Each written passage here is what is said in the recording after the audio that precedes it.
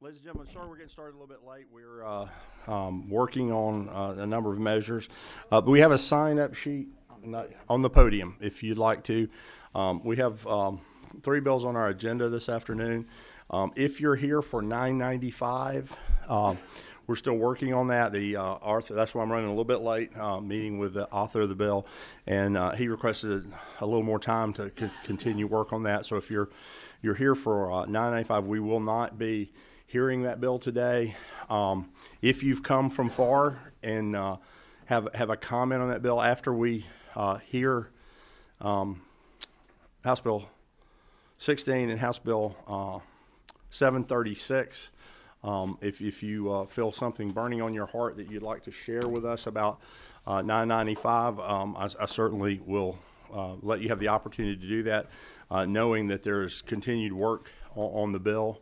And if you are here with interest in it and just want to share that, your input with us for consideration as the author continues to work on that, we'll do that as well. So if you need to sign up for the measures, please do so.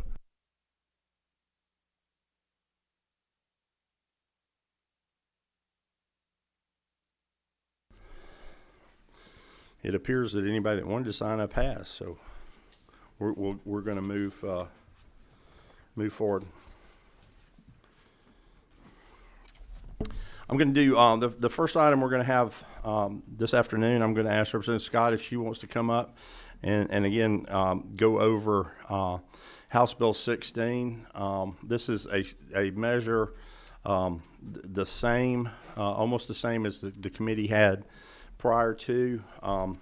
I spoke with Representative Scott on it, and Representative Scott, you have our new substitute, or do you, can you get the representative a copy of that?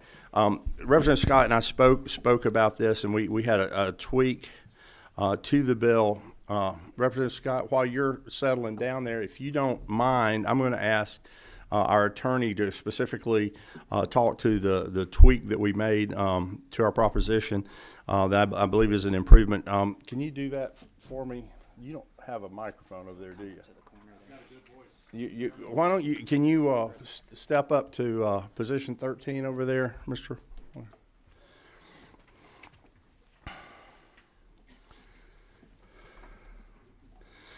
I'm going to. Well, I'll let you direct our attention to the lines. Just if you take that for a second, then we'll go to Representative Scott.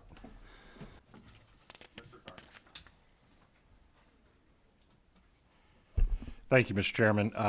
Direct the committee to the end of subsection A, starting in lines 72 through 75. Essentially, a change was made. I think the previous language referred to simple incarceration, but did not include the qualifier of having a conviction involved, and so the concern would be that an individual could be incarcerated for a number of reasons, including for an arrest, held in custody for a brief period of time, but there be no conviction. So we added in the qualifier that the individual had been convicted of a crime in order to disqualify for participation in the program. Representative Scott, if you remember, we talked about that briefly. That I think that's helpful to. I don't think anybody meant to exclude someone because they might have been otherwise held briefly, for an offense from which there was no conviction, or in fact even mistakenly arrested. Representative, did you want to? I know. Other than that, this is the same proposition you provided us the other day. If you want to provide a brief description, or if you just want to go straight to questions, you might save yourself some time. Which is your preference? Okay, well, I just give a very brief description. This legislation, it will remove barriers and help homeless and foster care students achieve a better future through higher education. The bill also will provide in-state tuitions at units of the University System of Georgia and branches of the technical colleges for the youth who are from homeless or foster care situations. And that is the basic scope of the bill. Thank you, Representative. I have questions. Number 17 is Representative Couch. Is that you? You didn't press your button? Oh, I'm sorry, Representative Park. I can never line up which number goes with you guys. So Representative Park. Thank you, Mr. Chairman. Representative Scott, just wanted to thank you for bringing the bill.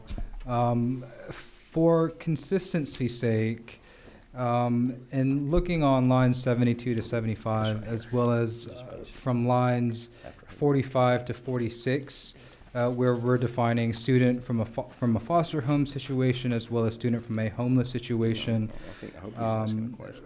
would you be open to amending the definition of student from a homeless situation to be in line with student from a foster home situation? And perhaps the question could also be directed to the attorney. I don't know if there was a specific reason why there was a difference in the definitions. Mr. Attorney, do you want to try to? Thank you. If I can clarify the question, then, is your question aimed at the absence of the language regarding incarceration in the first definition? That's correct. Okay. No, that frankly was an oversight. I wanted to clarify the incarceration language to include the conviction qualifier where it existed, but it was not added to another place in the subsection, and could be if that was the will of the committee. So what I would suggest would be not to add that language to the definition of a foster home situation, but to strike the language on line 73 to 75 so that it's more in line with what exists on 45 and 46. If that makes sense. Yes, it does make sense what you're asking to do. I'm not sure if I can render an opinion on the request itself, but from a drafting perspective, I understand what you're asking, yes.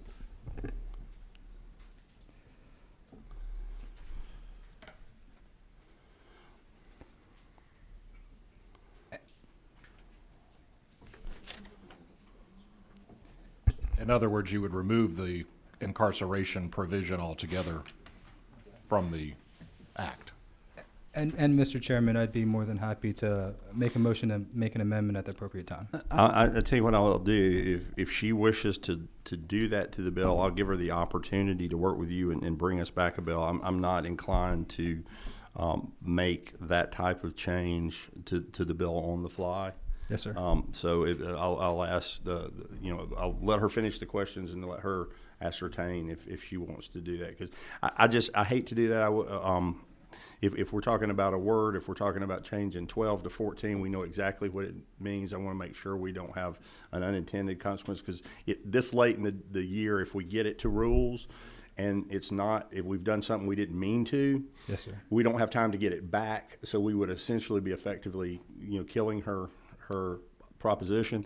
If she wishes to work with you on that and bring it forward in the form of an amendment or into the bill, then I'd be happy to hear it over the committee.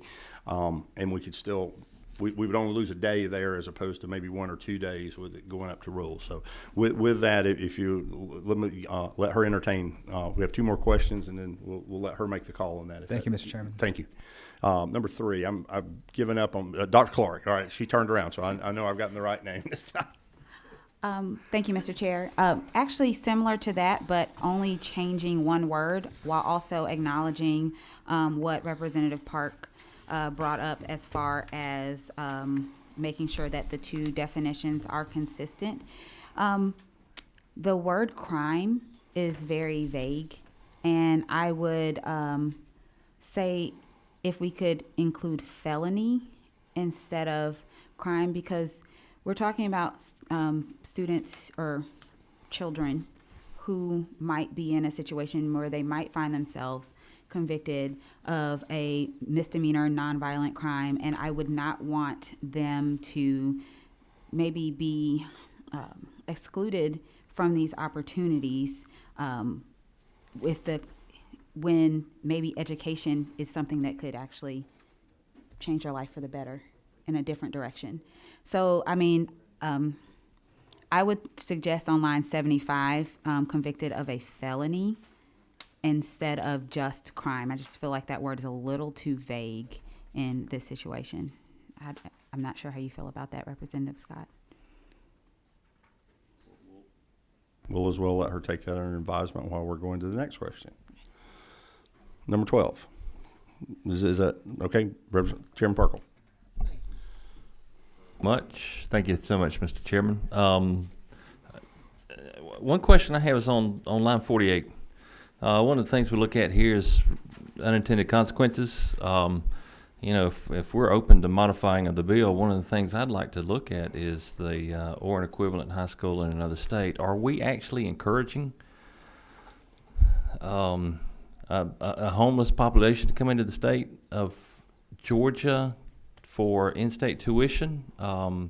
For any other student, they will have to have established a domicile in the state for at least 12 consecutive months. And I think part of the reason for that is that we consider that they are providing for these funds that we are using to help in the education of our college and technical school students. And I can see where there could be an unintended consequence of, hey, this is a caveat that you could come in the great state of Georgia with their tremendous institutions, and say you're a student from a homeless situation, or you are, you can bypass the 12 months domicile and helping to contribute to paying for these things with our taxes. Is that something that you have considered, Madam Representative? Line. Yes, I'm looking at line 48, but the person would have had to have been in school in Georgia for 12 months. You know, as homeless kids, a lot of times they may have to move with another relative somewhere else, but they have gone and completed high school in Georgia. So that's what that will apply to. It's not someone that have lived in Alabama and graduated from high school in Alabama, and then they come to Georgia and never have gone to school in the state of Georgia. So that wouldn't qualify them. Follow up on it, and thank you for that explanation. I just don't see that in the bill. And what I looked at is one of the conditions for this status is has graduated from a Georgia high school or an equivalent high school in another state. And that is my concern. We've got to have a GED or a degree, a high school diploma from a school, but this, and if it's elsewhere in the bill, I apologize. I did not find it. This just appears to open the door. So, Mr. Chairman. I understand, and if I can try to comment on that, and then I'm going to ask the attorney to opine if he wishes. I think one of the difficulties is in order to get in-state tuition, one has to establish residency in the state. I don't mean to have a laugh at that, but by the very nature, if one is homeless, one does not have a residency. So therein lies. I understand the point the gentleman's bringing up, and I'm going to look to the attorney on that. I know when we looked at the bill last year, I think we looked around this at several places, but somewhat by definition, if one is homeless, one has a hard time establishing residency for 12 months to be in the state. But I also understand the gentleman's question of we don't want to have people appear, and I believe that may be in line 58, currently lacks, or during the previous academic year lacked a fixed, regular, or adequate nighttime resident. I mean, is that something that we need, Mr. Attorney? I know each spot, we could always come up with a one-off example on that, but it's tough to require a 12 months residency when one doesn't have an address to use due to the particular circumstances of their situation. Correct. Yes, sir. Let me turn you back on. Yes, sir. Thank you, Mr. Chairman. Yeah, I agree that in order to meet the definition of homeless, I think you per se could not be able to establish domicile. I don't know if they are exactly mutually exclusive, but I would expect that they likely would be. I'm going to suggest, Representative Scott, and I hate to do that, but given Representative Park's question, Representative Clark's, wish to add, and Representative Perkles, I'm going to ask if we can work with those and bring you back as soon as possible. I mean, I want to move this along. We actually passed out language like this last year, and I want to. I think this is important. I think it addresses an issue that could provide great options for the individuals in this and be good for Georgia. So if we can do this, and I'm hesitant to do this when we finish up on the last day of the week, but if we can do this and pull this together, I'm going to try to schedule a meeting when we are finished tomorrow afternoon on adjournment. If we can work out these things, because I think it'd be a quick meeting and it will get the representative one more day in rules. So with those questions, and again, Representative Scott, you've been awesome to work with on this, and we had this out for you last year, and people I think are trying to help the proposition. But if there's no objection, I will again hold this over. And if we make adequate practice or adequate progress on it, y'all keep an eye on it, and we will try to meet for the meeting tomorrow for this matter in general. If the committee doesn't, is that all right? Let me go back to Representative Scott. Can you do that and be here with us tomorrow? Okay. Thank you very much. If the committee doesn't object, I'm going to ask Elizabeth. You're here to speak to. Are you able to join us tomorrow, or would you like to speak to the committee briefly at this point? I'd be delighted to speak briefly. If you let's allow you to do that, please. Elizabeth Lyle? Yes, ma'am. You can do your podium, Mike. I'll turn you on there. Thank you, Mr. Chairman.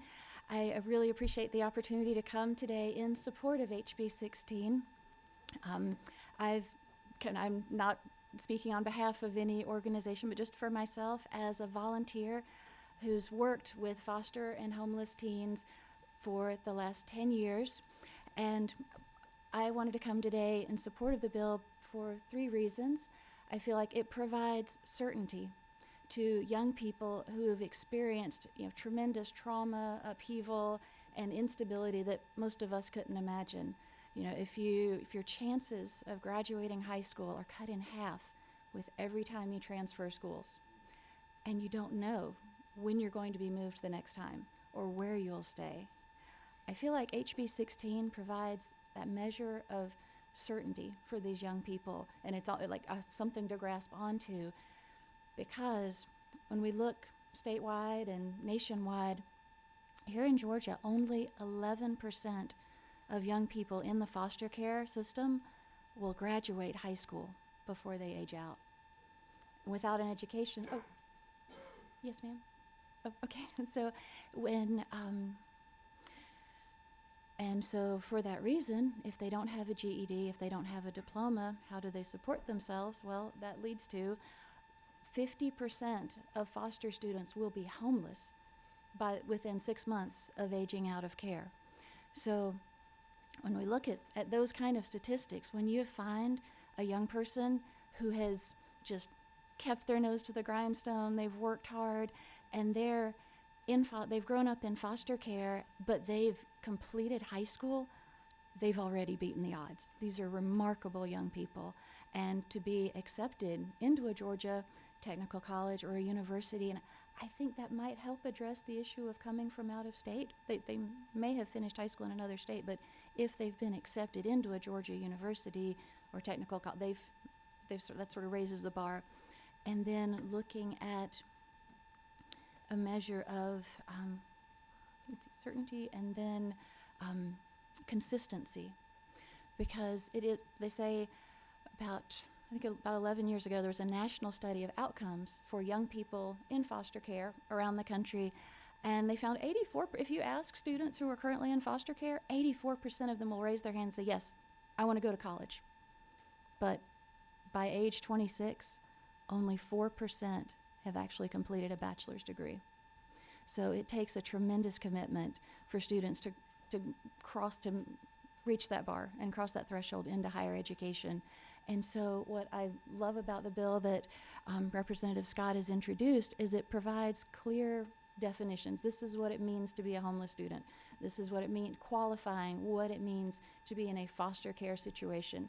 Because there will be students who, basically 3 categories, they're in DFACS care at the time they're accepted to college, or many of young adults will be living in an independent living facility where their placement is funded by DFACS. So these are essentially young people who are wards of the state of Georgia. So providing, explicitly providing in-state tuition for them helps.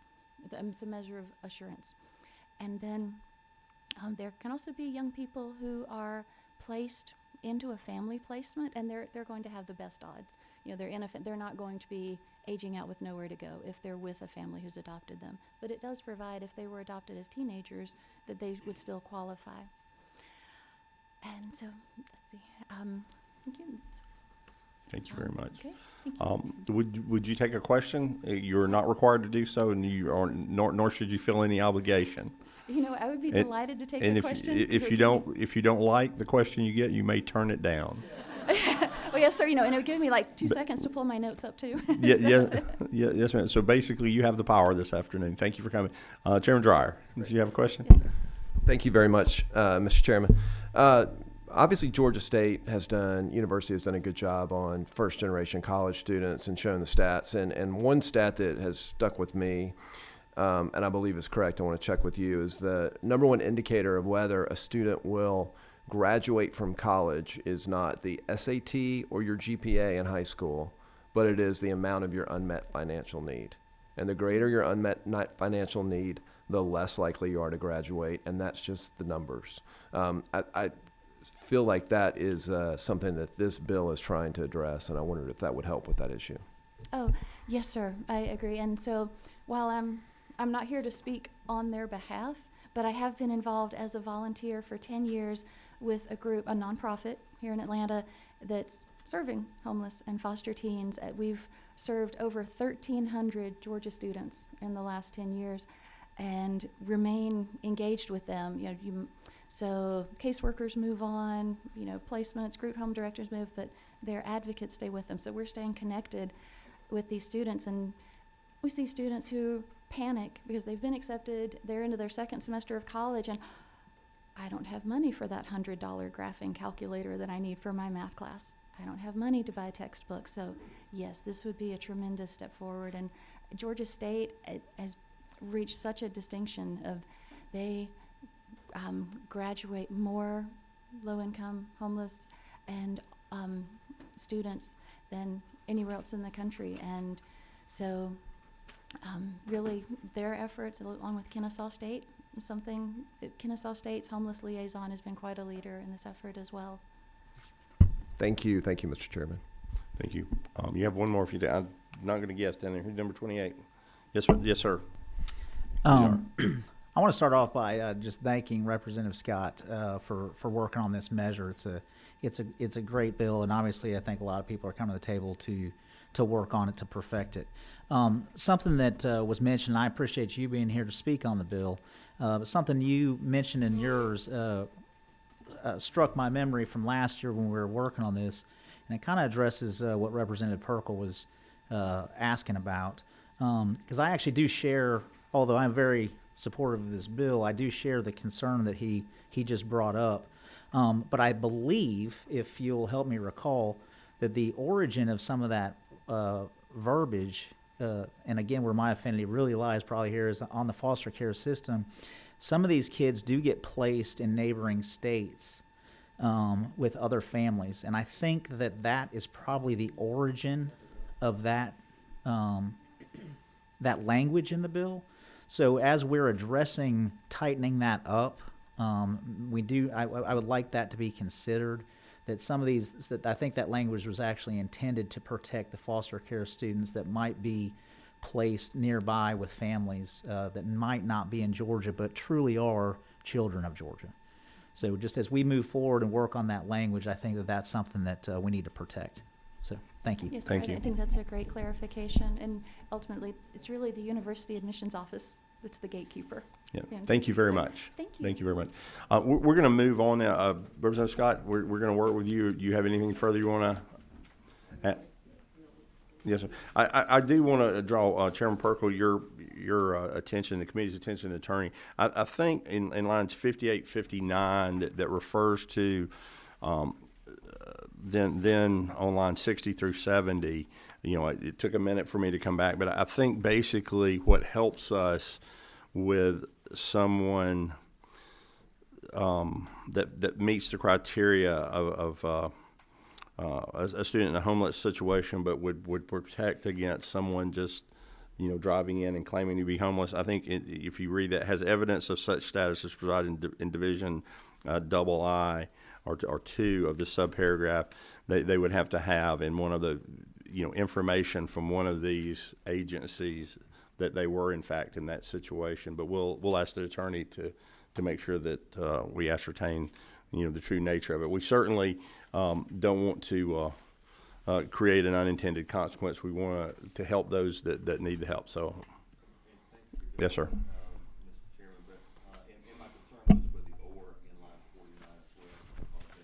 Condition or, and it qualifies below. So as the attorney looks at it, and he's much more learned than I am, so I'm cool with that. Thank you.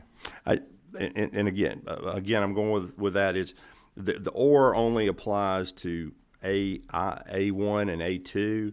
Then on line 53, there's an and is under 24 and lacks the previous academic year. So, but you bring up a good point. Irregardless of the way that's put together, you bring up a good point, and we'll work with Representative Scott to tighten that up, along with information from Representative Clark and Dr. Clark and Representative Park. We don't have to work on this. Representative Gardner. Thank you very much, Mr. Chairman, and thank you, Representative Scott, for bringing this bill again this year. We did discuss it at length last year. I mean, I can't imagine this is going to impact a huge number of kids, but if we can help just a few of these children who've been thrown around in our system for years, I feel very strongly that we should move this forward as quickly as we can. Maybe there are a couple more things we can fix, but I hope we will get this bill out this week. Yes, ma'am. If we can raise a quorum tomorrow, if we can address these items, and again, I'm going to, just to be clear, Representative Park has a suggestion, Dr. Clark has a suggestion, you're the author of the measure. We do want to clarify, Chairman Perkles, to make sure we're not including people you didn't mean to include, but we'll let you work with our colleagues here if you take their suggestions or not. But if we can get a measure before us, we will stand ready. If we can raise a quorum, we will take action on your measure tomorrow. I did want to ask, and normally I wouldn't do this, but I hesitate to share somebody's name over the airways here without them but I spoke with someone, so I'm going to go with anonymity here. I spoke with someone on the phone this morning that might have an interest in the bill that was going to come to the committee. Are you here, and do you wish to speak? I know that sounds a bit 007-ish, but I don't want to use. I have the individual's name right here, and I just. Okay, all right. So the representative knows who she worked with us a great deal on the bill last year. So I just wanted to make sure if she was here and wanted to speak that we would allow her to do that. So you'll let her know we're working on it, and thank her very much for her help. Thank you. Moving on to the agenda. Thank you for waiting, Chairman Belton. While you're coming up on this, Chairman Belton has done yeoman's work with, I think he mentioned input from members of the committee. This also has a substantive sort of change along the lines of what we spoke of in our last meeting. It's something that if the committee wishes to move today, we will do so after the chairman's presentation. But since we are meeting tomorrow, if people need to ingest it for a 24-hour period, I would go with the will of the committee. Chairman Belton. Thank you, Mr. Chairman. I really appreciate all the help you've done for me on this. I just want to thank very quickly Representative Jasmine Clark, Angelica Kausha, and Representative Marcus Sweethour for their help with this bill, as well as Kelsey Hernandez. Stand up, Kelsey. Stand up, Kelsey. She's, all the information I have is because of her, because she's done a lot of work on this. So this is the 7th, I think, rendition of this. I appreciate all your work on this. Again, I'm talking about workforce development. When we were in the Appropriations Committee meeting, talking about why revenues were not going higher, someone asked the governor's economist, how can we get revenues go higher? He said, education, workforce development. It pays for itself. I also want to talk about childhood poverty. Georgia is one of the 8th worst in the nation. So Atlanta's doing great. We got a lot of wealth in the state, but yet we're also the 8th worst in childhood poverty. This bill tries to pinpoint and surgically address this need of childhood poverty by talking about teachers and talking about making sure we have good teachers in these schools. 46 states have programs like this. So Georgia's actually lacking. We're one of the few that don't do this sort of thing. There's been 43 studies done. I've looked through all of them, not all of them. Kelsey's looked through all of them, and it shows that if you put $3,000 a year into this kind of thing, that you get really, really good results, especially among minorities, in minority teachers as well. Again, 3,112 positions were not filled last year in Georgia. That's 3,000 teachers that were not filled. That's 90,000 kids who are not being served properly. Georgia is actually the 10th worst in the nation in teachers not being fulfilled. So what I'm trying to do is to pinpoint these areas, these most vacant teacher shortages and add a little incentive to it. I'm not going to go through the whole bill because that would take a long time, but the major changes is we've abandoned the idea of a loan forgiveness. It's just going to be whoever wants to go to these schools can get the thing. We're also, instead of doing the appropriations for $3,000, we're going to do a tax refund. That makes the teachers actually getting more money because it's tax-free money. So they'll get a refundable tax credit at the end of the year. It's going to be $3,000 per year for 5 years maximum. And again, we're using a universe of about 225 schools. We're asking the Department of Education to narrow that to 100 schools. And they're asking the Department of Education to say how many per school need this. We're asking the local boards to hire the people with the understand that they would get this tax credit. And then as long as they were in good standing and they remained at that school, and it's not a new teacher, it's a new teacher to that school. So if an experienced teacher from a school that's doing great wants to go to one of these rural schools or these turnaround schools, they would get the credit even though they're not a new teacher. And again, it'd be up to the school board who they want to hire. So it's a lot of local control there. The last thing I want to say is this. It's amazing. Georgia education has done great. We're 82% graduation rate overall. 70% of our schools have a 90% graduation rate. But the rest of the 30% are lacking. They're having trouble. And that's what they're trying to address with this bill. And Mr. Chairman, I ask for questions. You have a couple. This represents, yes, ma'am. All right, I've got you this time. Yes, ma'am. Thank you, Mr. Chairman, and thank you, Representative Belt, for bringing this bill. We talked about it before because we're now switching from loan forgiveness to a tax credit as an incentive. So the requirement before was someone had to have a loan. That is now totally off the table. So the tax credit means it's just a tax credit for everybody who wants to apply for this program for new teachers, right? That's exactly right.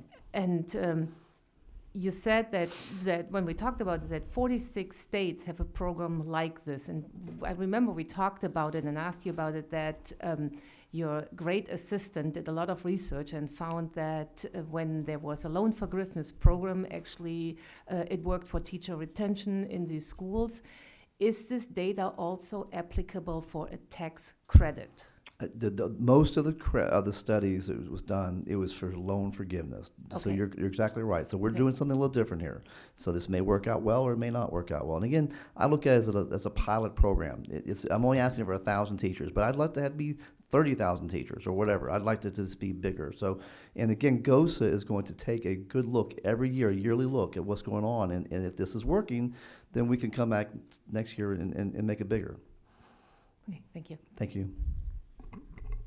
Chairman Bell, to follow up on that, in the original bill, and we're to hear now, is not true.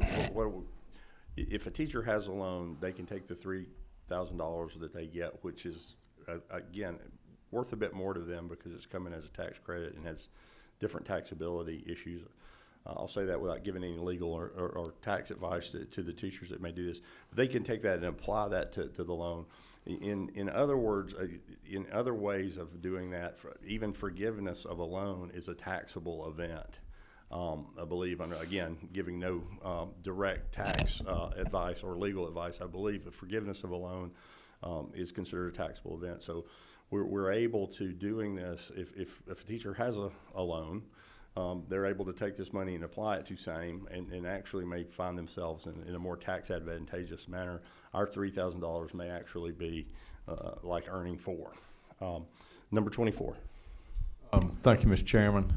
Thank you, Chairman Belton, for bringing this bill. And I certainly, like my fellow colleague, this is a much improved bill than when it first started. And you and I talked about it, and I feel a whole lot better. But I just want to clarify a couple of things that I'm not sure I'm quite understanding. I really like the 3,000 number well. And then over on line 67, we're talking about have you got GOSA going to take the whole population of eligible schools and narrow it down to 100 schools? Is that your idea? The 100 most with the most teacher vacancies. Okay. Yes, sir.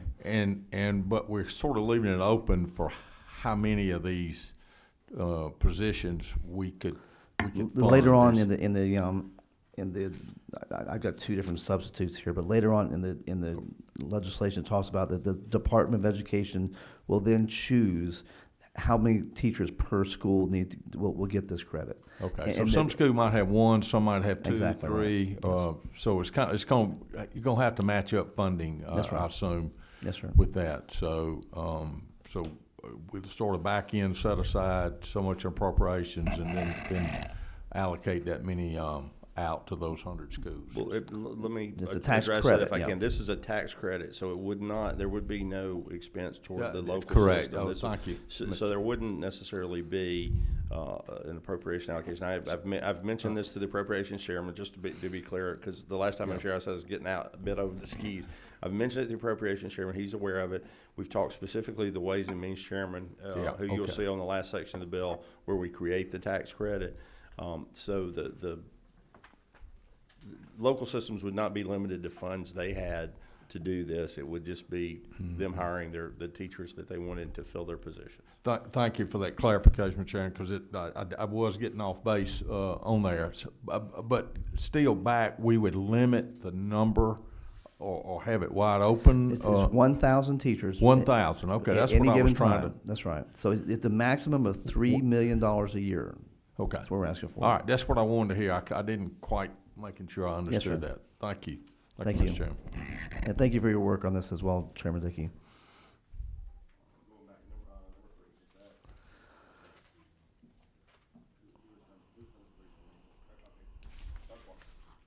Thank you, Mr. Chairman. So, as we have moved to a tax credit, and we keep saying that there's no appropriation necessary for this, but tax credits still cost the state money, correct? So I'm just worried that we are saying this doesn't cost anything, when I think right now we're in a situation where credits are costing us things. I never said it was not costing us something. So it is costing us $3 million from the back end. Yes, sir. Yes, ma'am. Dr. Clark, if I may do, in case misconstrued anything I said, it doesn't require the appropriations process. Absolutely a tax credit, a tax exemption. We refer to them. We have a subcommittee down in Ways and Means now called Tax Expenditures. That is to make light of the insurance company does the commercial a few years ago. That just like money, a tax credit is in fact dollars. So it would be money that would otherwise come to the state that will not. In this case, the teacher will keep it in their pocket, and it will be a bonus to them. But you're absolutely correct. There is an expense to the state. It just does not go through the appropriation process. So can I ask a follow-up? Yes, to that? ma'am. Given what we're dealing with now, like in this session with the budget cuts, and are we sure? I mean, I guess we wouldn't have been sure either way, but I just worry that we, just because it doesn't have to go through appropriations process, are we sure that this tax credit will hold for the amount of time that this program is supposed to go through? Because at 5 years, I mean, I don't want 2 years down the line, we say, oh, we need to cut the budget and get rid of tax credits because we're. As a practical matter, and I'm going to leave to the attorney if I misstate this. As a practical matter, when a credit is earned, the credit is like, it's not currency in that it can be used anywhere else, but when one has a tax credit and he gets it from the state, it can be redeemed. The attorney is shaking, or. Correct. In this case, it's couched as a refundable tax credit, and it would be available for that following tax year. So it would be a year-to-year arrangement, but it wouldn't really impact the employment relationship between the local school district and the teacher. So that's kind of independent. But if the program is in place, and if the teacher meets the qualifications, and they fill out all the terms and conditions of the year, at the end of the year, they would earn it for that year. So each year, it would be in place. If the tax credit were rescinded, I guess there'd be a question of the way this bill is created. If it creates a more than a 1 year credit, I mean, that would be a question, perhaps to ask you, that because we're saying if you're in the program, you have it for 5 years. If the credit was rescinded in the middle of that 5 years, I'm unsure. Maybe you would opine on if the teacher was in the middle of that, would they be without the credit toward the end of the contract? Because each one of the contracts are on an annual basis.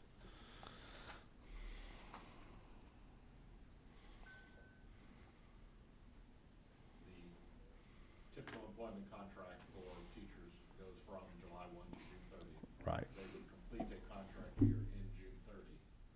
And so that would be following the legislative session. So if there were to be some subsequent action by the General Assembly that would rescind this program, they would know it before they would very likely know it before they would re-up for a following year. So they should, just kind of taking this on the fly, would anticipate that on a year-to-year basis, the teacher would have enough information to make a decision for the next year. By law, we can't enter into a multi-year employment agreement with a teacher. So there would not be a guarantee that you would be eligible for the program for 5 years. So it's couched as year-to-year with a maximum of 5 years, but it's necessarily a year-to-year program. Because you could also transfer, you could lose your job, other things could happen. So in order for the teacher to earn the credit, they would have to complete the school year, and if they complete that school year, they would earn that credit. But if the program were to end, then they could make the decision, maybe they want to stay in that school system, maybe they don't, but they would have that opportunity to then make that decision at that around the end of the year during the contract season. If I could add, Mr. Chairman, that one of the things I did not mention, these 43 studies, it showed that people who got into these kind of programs did stay longer than the 5 years.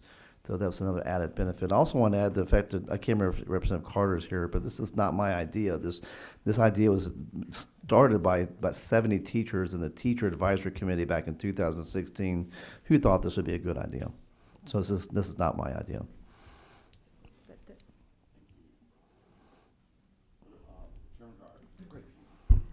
Thank you, Mr. Chairman. Chairman Belton, I want to thank you for bringing this, for listening to the teachers, and for your perseverance to get this right. My conversations with GAE and Page, it's hard to get teachers to these schools, and we probably need a dozen programs to do that. But they have all said that this is one of the things we need to do, and we need to go ahead and get it done as soon as we can. So I want to appreciate that. And when we're talking about an investment in the state, we're investing, this is an investment in our workforce, and also it's an investment in criminal justice. If we can educate our youth and give them opportunities, we save a lot of money on the back end, both in criminal justice and on public safety benefit or public sector benefits that might go to people that aren't in the workforce. So I wonder if you see it that way as well. Exactly, Chairman Dreyer. I really appreciate those kind words. I mean, what we do as a species, the most important thing we do is to raise children. And this is a very pinpointed, very small, laser-like focus on these particular schools that really need this attention. And I'm sure all of y'all know that the people who build prisons decide how much they can forecast how many prison cells they need based on third grade reading. Believe it or not, they do that. Third grade reading, you could say from then to plus 20 years, and that's how many prison cells we're going to need because that's exactly what you're talking about. Thank you. Education is crucial. Chairman, you have at least three or four more questions up here. And then I do want to mention one thing as we take these questions. I just spoke to the attorney. I think, and Chairman Belton will ruin your Thursday afternoon as well, I think we may need to go back and touch the bill in that we're telling people if they transfer for 5 years, this is going to be available, and the state could come back and rescind the credit in the middle of that 5 years. We probably need to deal with language of if you go under this plan, are you eligible for the credit for the 5 years, as long as you do the contract for the 5 years. So we maybe need to work on that bit of piece of language, because if we're talking to them and saying you making a move and you're transferring and you do your work, you have that. If you do what you say you're going to do, the state will honor the credit, even if the credit is rescinded and not started again for anybody else. You get to do yours as long as you do your part. So I think that probably be an important piece of the language. Well,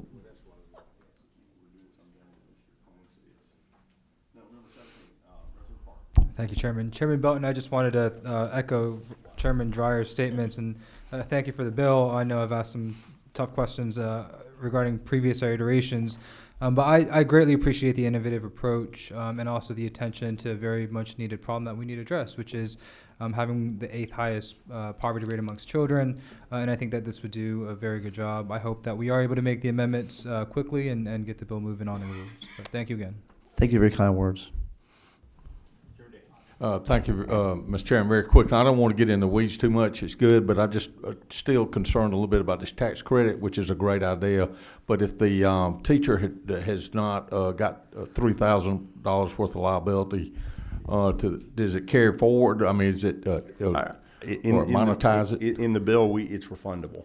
Okay. So if one would to fill out their taxes and they were to owe, they had withhold $2,500 this year, and they would owe none and get $500 back. Perfect. And to be clear, we've talked with Chairman Harrell about this. He's not expressed his support or opposition to the measure as policy, but he is aware that we in higher education are creating a tax credit, which is normally a Ways and Means thing, just to keep our walls around who is doing what, and we don't very often create refundable tax credits, and there's a good reason for that, because as Dr. Clark mentioned, it's money, it's an expense.